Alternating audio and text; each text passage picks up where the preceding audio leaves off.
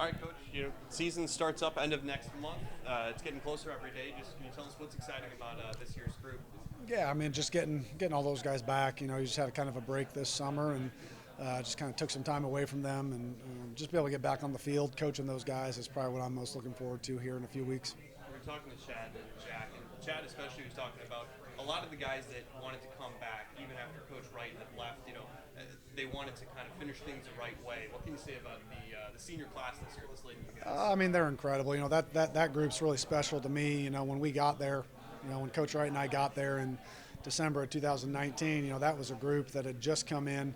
A lot of those guys were redshirt freshmen going into their redshirt freshman year, or guys that were in our first recruiting class, and those guys made the choice to kind of stay with us and buy into our culture and buy into what we're doing. So being able to lean on those guys here is my first time back as a first time head coach is just kind of a special time for me to get to bond with those guys again.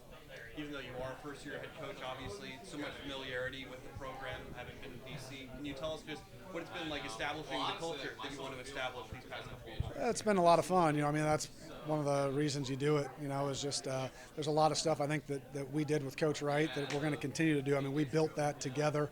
There's obviously some stuff that I want my footprint on as well, and I want our players to have a lot of say and input in what that looks like as well. So that's been fun to kind of, you took kind of January and February to kind of iron through that. Then you kind of see it come to fruition during spring ball, and now they kind of got to take the reins of it, this summer. So it's been fun to kind of see all that come full circle. You're at a point right now where you're starting this kind of new era up. I mean, we've been really through it, through the months, when you got hired to now here. With that opening and being at Ferris State, you were obviously DC at that point last time. Now you're head coach and you're leading this train. So what does that mean for you to obviously lead this group and take Chad back and have a new mindset heading into 2020? Yeah, I think there's a lot more on your plate that you got to worry about now. 2 years ago, obviously, when we went up there and played Ferris, or even any game, the last 19 years I've been coaching, it's only got to worry about the defense, so now there's a lot more on your plate. The offense, special teams, just game management, stuff like that is. But I'm excited, and as soon as I got the job, I told our athletic director, I said, hey, if this week 0 thing passes, I said, here's the 3 or 4 teams, I want to try and get, to open up with the season, and we were able to get Ferris, and so we're doing a home and home with them, and I know our fans are excited about it, the town of Pittsburgh's excited about it, and so are our players. So. I think the last time I spoke with you, I interviewed your son too. That was actually one of our old neighbors, Jack really? Dunbar, yeah, Really? which he still talks about it every day. He was Oh, great, yeah. and Yeah. That's kind of you got your whole family here, you got your roots in Pittsburgh. But what does it mean to be home for you right now? Yeah, it's awesome. I mean, really, as a coach, you move around so much, and I think as your kids get older, them settling in on what is home and what's not home can be hard. And so when we left Pittsburgh, I guess, my wife and I probably didn't realize at the time just how much Pittsburgh meant to our kids and to our family.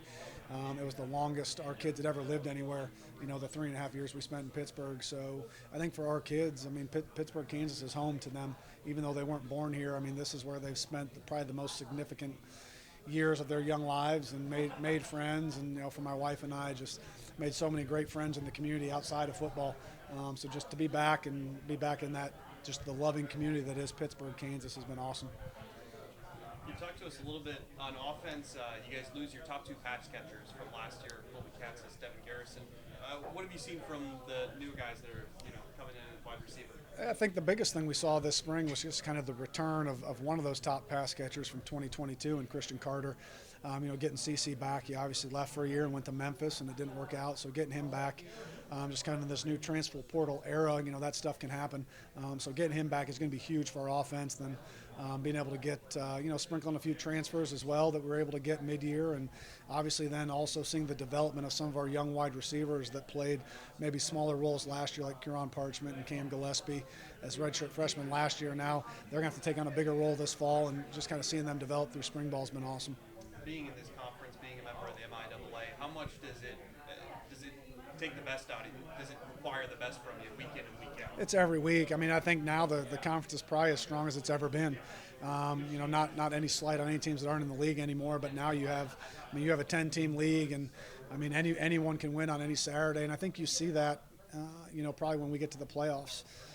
Just kind of when we send teams to the playoffs and you kind of see some of the scores, and then you see, well, looking back on what some of your regular season scores were.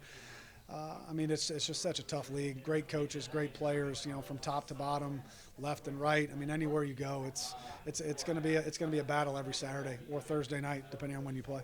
August 31st, you guys open up with Ferris State. It's a night game at home. Have you thought about yet just how special it's going to be doing the Gorilla Walk that night, running out of the tunnel that night? How special it's going to be? I try to. I mean, to me, it won't be. It'll just be a different title probably when I run out there. But no matter what form or fashion you go down the Gorilla Walk in, whether it's as a fan, a player, an assistant coach, the head coach, it's one of the greatest traditions in all of college football. So obviously probably a little more pressure, now this time walking down there, but wouldn't want it any other way. So we're just excited for that home opener. I know the city of Pittsburgh's excited too.